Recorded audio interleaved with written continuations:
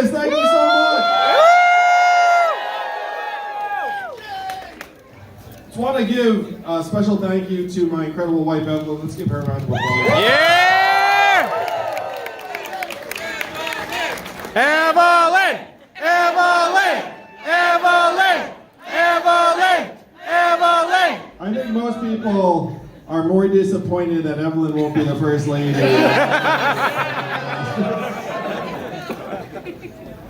This is obviously not the occasion we'd originally planned, but I have to say there's been such an incredible sense of warmth and love and appreciation for this campaign over the last 48 hours, and it definitely feels like this is the beginning of something incredible. Or really the end of a first chapter of a movement that is gaining in strength than it is a conclusion. So I hope you feel a sense of accomplishment and pride in what we've already accomplished, and you have not seen anything yet. Thank you so much. Yeah! 2024! 2024! 2024! 2024! 2024! That's right, gang. What a crowd you bring about, you know? The Yang Gang, no joke. You guys bring it. So my first question to you, Andrew, is like from appearance, it seems like you have more fun than any other candidate. Is it as fun as it looks, or has this been like grueling? Now you can tell the truth. So on one of my first trips to New Hampshire, the chairman of the Democratic Party of the state, Ray Buckley, said to me, well, I actually asked him, because he's been chairman of the Democratic Party of New Hampshire for literally something like 30 years. So if you can imagine all of the candidates he has seen come through New Hampshire over those years. And so I sat down with him and I said, hey, do you have any guidance for me? And he said, people can tell if you're enjoying yourself. And if you are enjoying yourself, then it will actually make people want to support you and follow you. And he also said, it's like you can, like, people in New Hampshire can tell if you're not enjoying yourself too, and then you're just gritting your teeth through everything. And he said those candidates don't tend to do very well. So I heard that, and I said, well, I like enjoying myself more than not enjoying myself. and apparently enjoying yourself is actually a competitive advantage in this context. So I should really try and have a good time. Yes. No, the other mechanics of running is that you're in an SUV typically, like in some occasions a bus, but like 9 times out of 10 an SUV. So imagine riding in an SUV with a candidate. There are 3 or 4 of you in the vehicle. The vehicle has like Twizzlers and, you know, like just random snacks because you generally don't have time for a meal. There are like wrappers everywhere. And imagine if you were trapped in that vehicle with this person hours and hours a day, and that person's grumpy. And they're your boss. You know, like, so if you were on that team, you'd be like, oh my gosh, this is like such a slog. So I always wanted to try and keep the atmosphere positive and light for my team because I was sensitive to the fact that I don't think any of us likes riding in a vehicle with our boss. Just generally, you know, it's like if you had to fly somewhere with your boss, like the last thing you want to do is be sitting next to them on the plane. So imagine that just revved up day after day after day. So I thought that having a good time was not just important for appearance's sake, but for maintaining the morale and positivity of the people around me. Because people take their cues from you if you're leading an organization. And so if you're in a bad mood, then everyone all of a sudden becomes in a bad mood around you. And that was the last thing I wanted for my team. So I genuinely just said to myself, you know, like I should enjoy myself on this journey. And if you can't enjoy yourself when you're fighting for the things you believe in, then you're probably doing it wrong. So first and foremost, I want to say I've been gang for a while, and you guys are a very welcoming crew on the internet. I've been a big fan, and what really drew me to you and your campaign, first and foremost, was a deeper understanding of the UBI, Universal Basic Income. And I'm curious how you were inspired or how you got drawn to this idea. Well, I also want to give massive shout out and thank you to Daniel, who is one of the OGs of the Yang Gang before. And, you know, he's an incredible role model. So many people admire you, Daniel. The fact that you threw down and said, "Hey, it's Andrew Yang. It's this set of ideas," meant a lot. It took a lot of leadership on your part. So really, thank you. Easy decision. Logic. You know, I'm a poker player. We think logically, and he still is the obvious logical choice as far as I'm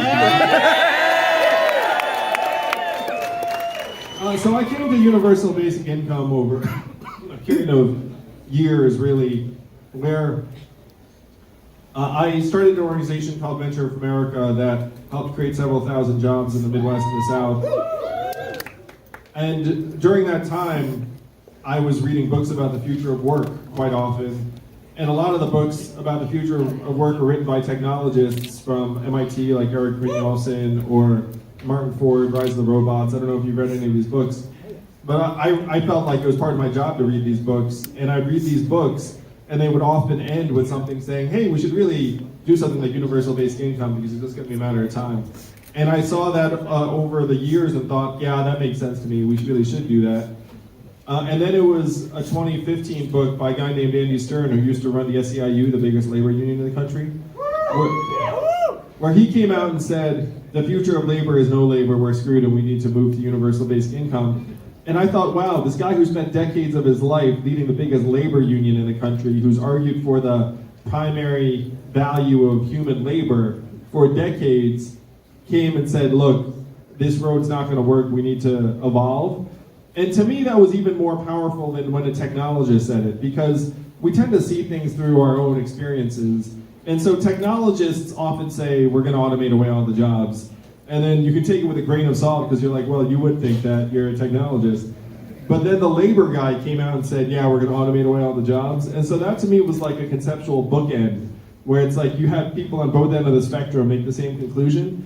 And I had come to the same conclusion by traveling the Midwest and the South over those 7 years, where if you go to a place like Detroit's peak population was something like 1.7 million. Today it has 680,000 people in it. So imagine a city that's 2/3 empty.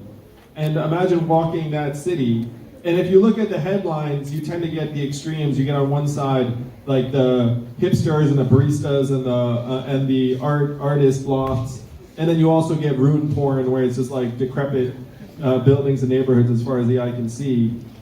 And so having experienced that kind of reality of what a post-automation community looks like, combined with the conceptual bookends, I eventually concluded, you know, we need universal basic income yesterday. We probably should have passed it decades ago, back in the 60s and 70s when it came this close to being law. And as an entrepreneur, you kind of have two attitudes about things. Number one is someone else will do it. That almost never works. So yeah, someone else will take care of it. And then number two is like, well, I should do it. And so it was really over a period of years that I concluded we needed universal basic income some time ago. And it also hit me that no one was going to make this happen. And I checked. Before I decided to run for president, I called around and was like, "Hey, anyone who run for president on universal basic income?" Like, I went to like the universal basic income conference. And showed up and was like, "Hey, anyone actually going to do anything about this?" And I was like, no. We're just going to talk to each other about it. And I was like, well, shit, that's not going to do anything.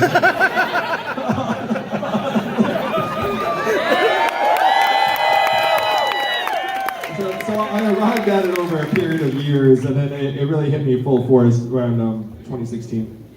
So you've been really the only candidate that seems to have a grasp or an understanding or is talking about artificial intelligence and automation.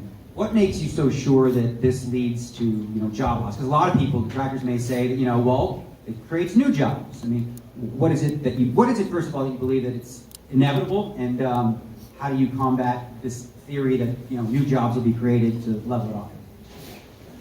Well, first, how many of you are actually based here in Nevada? Most people.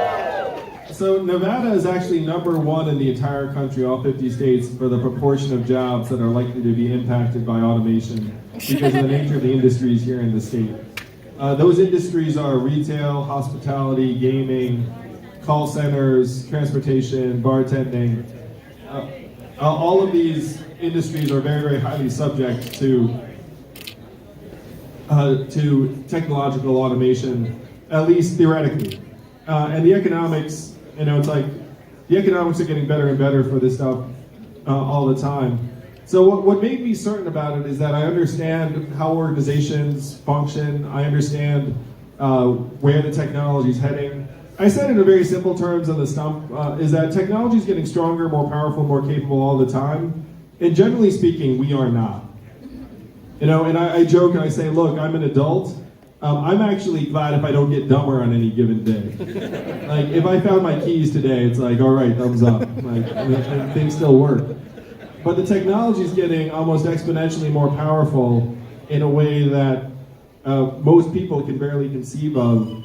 And I spoke at a group of 70 CEOs in New York City, and I asked them, how many of you are looking at replacing your back office clerical workers with artificial intelligence and software? And every single hand went up. And I knew their incentives were to try and optimize the bottom line of their organizations, and so they have to replace those workers with AI if they can do so.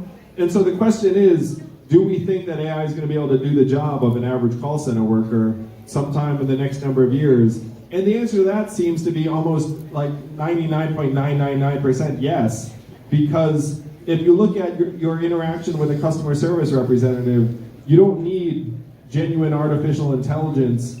You need a decision tree with probably hundreds of prompts and software that can detect changes in your tone of voice. But these things are very, very technologically possible now. So I'm certain about this, Daniel, in part because I understand how organizations work. And I also understand that most of the work that people are doing in these organizations is not like profound, deeply creative, intrinsically irreplaceable human work. Like a lot of the stuff we do, we all know it's like, I'm just like pushing things around, like, doing relatively repetitive tasks, like the rest of it. I mean, like just facing facts, like when you get into these organizations and you push the administrator, they'll tell you, it's like, yeah, we're trying to replace 30-40% of people. So it seems to me that, running for president requires like raising a lot of money, right? And it seems everyone, at least on the Democratic side, is for repealing Citizens United. Do you feel like that's enough? Because I haven't heard any other real campaign reform policies that make sense other than the democracy dollars.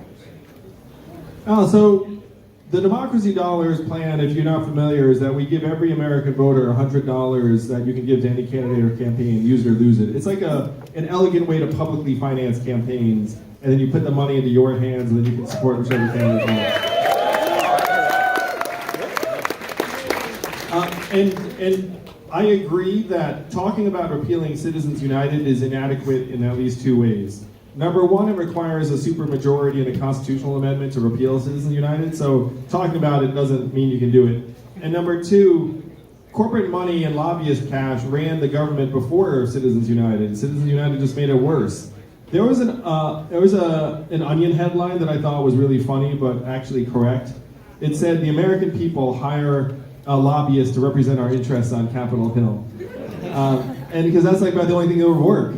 It's like you have to have a lobbyist go in there and be like, I represent the American people. Stop shafting us, please. Because those are the kind of people that our legislators respond to. So talking about repealing Citizens United is correct. We should repeal Citizens United. But we have to go much, much bigger to actually bring the people and the money together. Because right now, if you have money on one side and people on the other, who wins in America? Money.